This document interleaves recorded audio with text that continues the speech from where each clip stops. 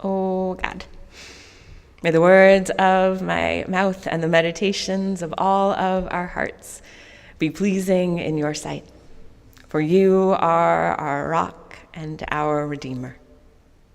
Amen. So Saul was in a tough spot. Saul was both a Roman citizen in the Roman Empire and a Jewish man, a Pharisee who grew up in the tribe of Benjamin. Because of who he was, Saul knew what it was to live under power, to live under imperial power that dominated and divided, power that threw legions of soldiers at people when they became a problem, power that would sanction violence to secure a place for itself. Saul, Roman and yet Jewish, must have had some distaste for that power because he had grown up to become not a centurion, but a Pharisee, an expert in Jewish law, who helped the Jewish people keep the law so that they could live in right relationship with God, an expert in helping people navigate the rule of Rome so that power did not destroy them. The Pharisees knew the knife's edge balancing act of imperial subjugation well. They navigated it for generations, making calculated compromises to try to keep their people safe and preserve their way of life. Sometimes it worked out in their favor. In 63 BC, they opened the gates of Jerusalem to Rome to stop the Sadducees. Sometimes it didn't. In 4 BC, when they spoke too loudly against King Herod, and they and 6,000 of their followers were killed. Saul knew what that kind of power could do to his people. And because he knew, intimately and terrifyingly, he knew the danger that Jesus' followers posed to Jewish existence. The danger was real, and the risks were twofold.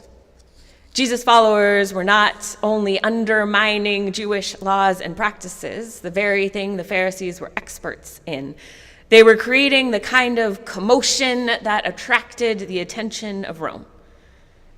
Jesus had been one thing.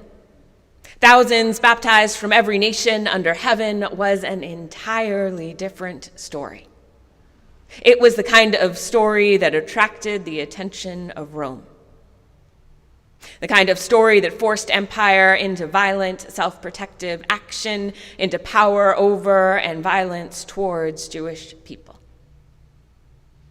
Saul was in a tight spot. For his people's survival, this Jesus movement could not be allowed to grow. It had to be stopped, and he was the one to do it.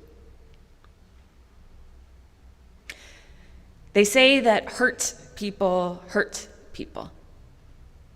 If we don't work on it, if we don't think about what's happened, we tend to do unto others as they have done unto us.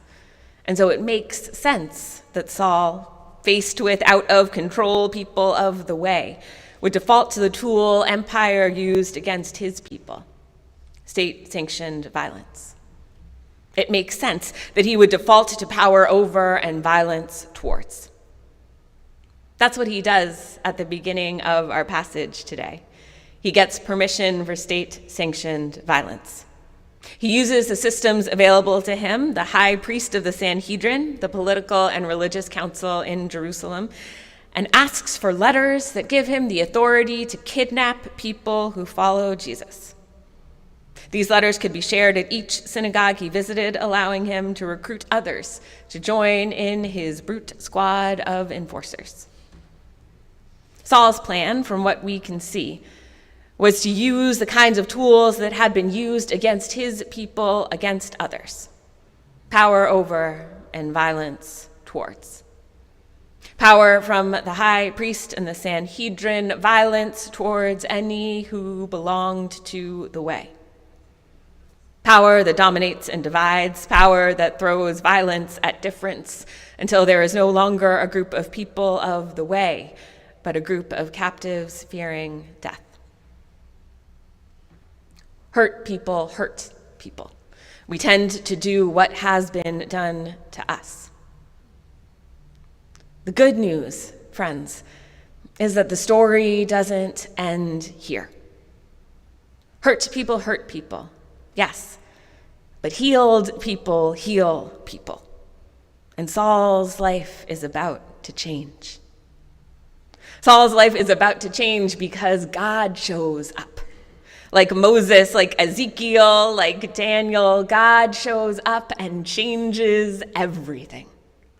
Jesus appears as a light from heaven. Saul drops to the ground like his forebears before him. Jesus cries out, "Saul, why do you persecute me?" Saul says, "Lord, who are you?" Jesus replies, "I am Jesus, who you are persecuting. Now get up and go into the city, and you'll be told what to do." Saul then discovers that he can't see. The next 4 days of Saul's life are an intensive in a wholly different way of using power, in a wholly different way of following God.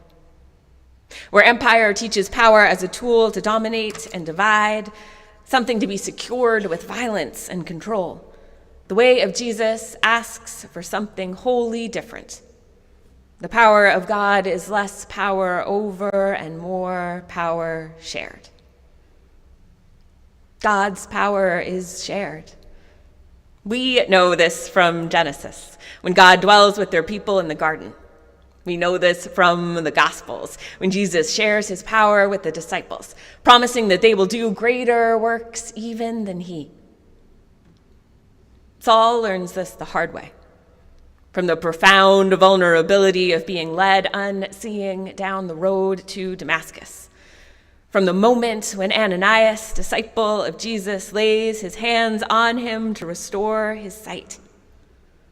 Saul learns, as Jesus promises he will, that God's way with power is always sharing it, always expressed in relationship, always in and for the flourishing of a community.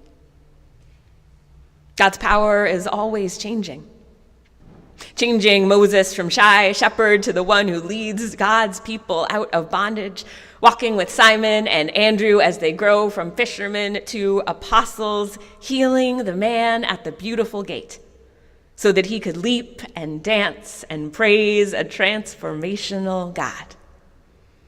Saul learns God's transforming ways as he is changed, from sighted to blind to sighted again, from persecutor to baptized, from one ready to kidnap and kill disciples to one who preaches that Jesus is the Messiah. When God uses power, it always leads to something new, to liberation, to healing, to change. God's power knows no limits. The one who would go after the one lost sheep, the one who would delight in finding the one lost coin or bring the fatted calf to celebrate the return of the younger son, acts with no limits for their people or their earth. The God who scatters seeds on all kinds of soil, who tears apart the very boundary between death and life, cannot be bound by human ends, by a human sense of right and wrong, but longs to reconcile all of creation to themselves. Saul learns this with his life. Saul, who stood by while Stephen was killed, who sought to terrorize a people into silence to limit the spread of the gospel with fear, even he is not beyond the redeeming reach of God. For when God uses power, it is always to make room for one more. By the time Saul regains his sight and breaks his fast, he is a different man, clamoring to be baptized, aching to preach, becoming almost immediately the focus of a different conspiracy to kill him for saying that Jesus is the Messiah.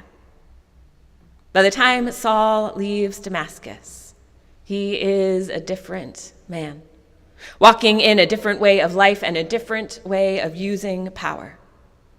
He's changed into a follower of the way, a follower of God's way. Friends, the parallels to today write themselves. It's no challenge to think of people using power or violence towards. It's no struggle to come up with stories of empire grasping to control people with fear. It's our daily reality. Like Saul, we are in a tight spot.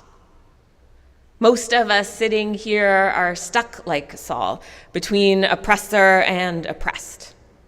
Most of us sitting here have some power to fear and some power to use. Most of us sitting here have the privilege of choice, to do as has been done to us, or to do something else entirely, to hurt or to heal. Being people of the way in a time of empire asks of us what it asks of Ananias, asks of us what it asks of Saul.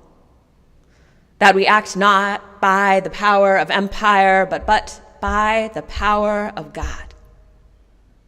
And God's power asks this: to keep sharing, to keep changing and growing, to keep inviting people in, to see the power of empire at work and know that it cannot long endure against the power of God.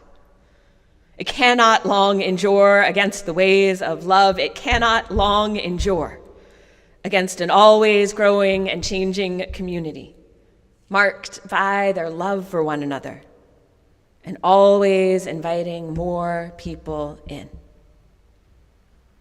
Thanks be to God. Amen.